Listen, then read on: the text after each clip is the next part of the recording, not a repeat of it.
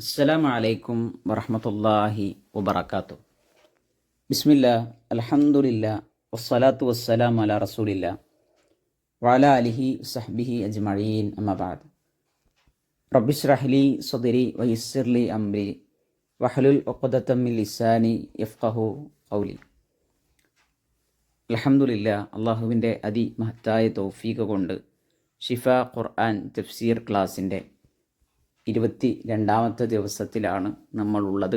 സൂറത്തുൽ മുൽക്കിലെ 22ാമത്തെ വചനമാണ് ഇൻഷാ അള്ളാഹ് ഇന്ന് നമ്മൾ മനസ്സിലാക്കുന്നത്. അള്ളാഹു സുബ്ഹാനഹു വതആല ചോദിക്കുകയാണ്, അഫമയ്യംഷി മുകിബ്ബൻ അല വജ്ഹിഹി അഹ്ദാ അമ്മയ്യംഷി സവിയ്യൻ അല സിറാത്തിൻ മുസ്തഖീം. അഫമയ്യംഷി മുകിബ്ബൻ അല വജ്ഹിഹി. യംഷി എന്ന് പറഞ്ഞാൽ മഷ, യംഷി എന്ന് പറഞ്ഞാൽ നടക്കുക എന്നാണ്. നടക്കുന്നവനാണോ? അഫമൈ യംഷി, നടക്കുന്നവനാണോ? മുകിബ്ബൻ, മുകിബ്ബൻ അല വജിഹി, മുഖം കുത്തിയവനായി, മുഖം കുത്തിയവനായി നടക്കുന്ന വ്യക്തിയാണോ അല്ലെങ്കിൽ നടക്കുന്നവനാണോ? അഹ്ദ, ഏറ്റവും ഹിദായത്തിലായിട്ടുള്ളത്, ഏറ്റവും സന്മാർഗത്തിലായിട്ടുള്ളത്. അമ്മൻ, അതല്ല ഇന്ന വ്യക്തിയാണോ? യംഷി, അവൻ നടക്കുന്നു. സെവിയൻ, നേരെയാണ് നടക്കുന്നത്.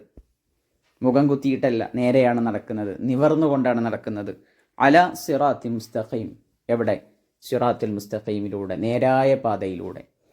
അഥവാ തിന്മ ചെയ്യുന്ന ആളുകളും കുഫറിൽ അകപ്പെട്ട ആളുകളും നന്മ ചെയ്യുന്ന ഈമാനിൻ്റെ വക്താക്കളും ഒരുപോലെയല്ല എന്ന് ബോധ്യപ്പെടുത്താൻ വേണ്ടിയാണ് റഹ്മാനായ റബ്ബ് നമ്മോട് ഈ ഒരു ചോദ്യം ചോദിക്കുന്നത്. മഹാനായ ഇമാം സഅദി റഹ്മത്തുള്ളാഹി അലൈഹി ഇതിനെ വിശദീകരിച്ചു. അയ്യു റജുലൈനി അഹ്ദ, ഇതിൽ ഏത് വ്യക്തികളാണ് ഏറ്റവും ഹിദായത്തിലായിട്ടുള്ളത്, ഏറ്റവും സന്മാർഗത്തിലായിട്ടുള്ളത്? ഒന്നാമത്തെ വ്യക്തി മൻ കാന തഈഹൻ ഫിൽ ളലാലി ഗാരിഖൻ ഫിൽ കുഫ്രി ഖദിൻ തകസ ഖൽബുഹു. ഒന്നാമത്തെ വ്യക്തി കുഫറിലാണ്, കുഫറിൽ മുങ്ങിക്കുളിച്ചിട്ടുണ്ട്. ലലാലത്തിലാണ്, വഴികേടിലാണ് അവൻ്റെ എല്ലാവിധ യാത്രയുമുള്ളത്. അവൻ്റെ ഹൃദയം തന്നെ നേരെ ഓപ്പോസിറ്റായിട്ടുണ്ട്. ഫസാറൽ ഹഖ്ഖു ഇൻദഹു ബാത്തില, അവൻ്റെ അടുക്കൽ സത്യം അത് അസത്യമായിട്ടാണ് അവൻ മനസ്സിലാക്കുന്നത്. വൽ ബാത്തിലു ഹഖ്ഖ, അവൻ്റെ അടുക്കൽ ബാത്തിലാകട്ടെ, അസത്യമാകട്ടെ അവൻ സത്യമായിട്ടും മനസ്സിലാക്കുന്നു. അവൻ ആരാണ് ശരിക്ക് യഥാർത്ഥത്തിൽ? അവനാണോ യഥാർത്ഥത്തിൽ ഹിദായത്തിലായിട്ടുള്ളത്? അതല്ല. രണ്ടാമത്തെ വ്യക്തി ആരാണ്? വമൻ കാന ആലിമൻ ബിൽ ഹഖ്, അവൻ സത്യത്തെക്കുറിച്ച് കൃത്യമായി അറിയുന്നു. മുഅ്സിറൻ ലഹു ആമിലൻ ബിഹി യംഷി അല സിറാത്തിൽ മുസ്തഖീം ഫി അഖ്വാലിഹി വഅമാലിഹി വജമീ അഹ്വാലി. അവനെ സംബന്ധിച്ചിടത്തോളം അവൻ സത്യം, ആ ഹക്ക് അതിനനുസരിച്ച് പ്രവർത്തിക്കുന്നവനാണ്. സിറാത്തുൽ മുസ്തഖീമിലൂടെയാണ്. അള്ളാഹു എന്തു പറഞ്ഞോ, പ്രവാചകൻ സല്ലല്ലാഹു അലൈഹി വസല്ലം അല്ലെങ്കിൽ പ്രവാചകന്മാർ എന്ത് വിശദീകരിച്ചോ ആ വിശദീകരണത്തിനടിസ്ഥാനമാക്കി പ്രമാണബന്ധിതമായിട്ടാണ് അവൻ്റെ ജീവിതം അവൻ ക്രമീകരിച്ചിട്ടുള്ളത്. എല്ലാ കാര്യങ്ങളും ഫി അഖ്വാലിഹി, അവൻ്റെ വാക്കുകളാകട്ടെ, വ അഅ്മാലിഹി, അവൻ്റെ പ്രവർത്തനങ്ങളാകട്ടെ, വ ജമീഇ അഹ്വാലിഹി, അവൻ്റെ എല്ലാ അവസ്ഥകളും അവൻ ക്രമീകരിക്കുന്നത് അള്ള എന്തു പറഞ്ഞു, പ്രവാചകൻ എന്തു പറഞ്ഞു എന്നതിൻ്റെ അടിസ്ഥാനത്തിലാണ്. അതുകൊണ്ട് തന്നെ ഫബി മുജറദിൻ നദരി ഇലാ ഹാലി ഹാദൈനി റജുലൈൻ, ജസ്റ്റ് ഈ രണ്ടാളെ നമ്മൾ നോക്കുകയാണെങ്കിൽ തന്നെ, ജസ്റ്റ് നോക്കിയാൽ മതി. നോക്കുമ്പോൾ തന്നെ യഅലമുൽ ഫർഖു ബൈനഹുമ, അവർക്ക് രണ്ടുപേർക്കും ഇടയിലുള്ള ആ വ്യത്യാസം, ആർക്കാണ് ഹിദായത്ത് കിട്ടിയിട്ടുള്ളത് എന്ന് നമുക്ക് ബോധ്യപ്പെടും. വൽ മുഹ്തദി മിനദ്ദാലി മിൻഹുമ, ആരാണ് അവരുടെ കൂട്ടത്തിൽ ലാല് വഴിപിഴച്ചവനാരാണ്, ആരാണ് അവരുടെ കൂട്ടത്തിൽ ഹിദായത്ത് ലഭിച്ച മുഹ്തദി ആരാണ് എന്ന് കൃത്യമായി ബോധ്യപ്പെടും. വൽ അഹ്വാലു അക്ബറു ഷാഹിദിൻ മിനൽ അഖ്വാൽ, പറയുന്ന വാക്കുകളേക്കാൾ അവരുടെ അവസ്ഥകളും പ്രവർത്തനങ്ങളും നോക്കുമ്പോഴും നമുക്കത് ബോധ്യപ്പെടുന്ന സംഗതിയാണ് എന്ന് മഹാനായ ഇമാം സഅദി റഹ്മത്തുള്ളാഹി അലൈഹി ഈ ആയത്തിനെ വിശദീകരിച്ചു കൊണ്ട് പറയുകയാണ്. ഈ ആയത്തിൻ്റെ മൊത്തത്തിലുള്ള അർത്ഥം, അപ്പോൾ മുഖം കുത്തി വീണുകൊണ്ട് നടക്കുന്നവനാണോ കൂടുതൽ സന്മാർഗത്തിലായിട്ടുള്ളവൻ?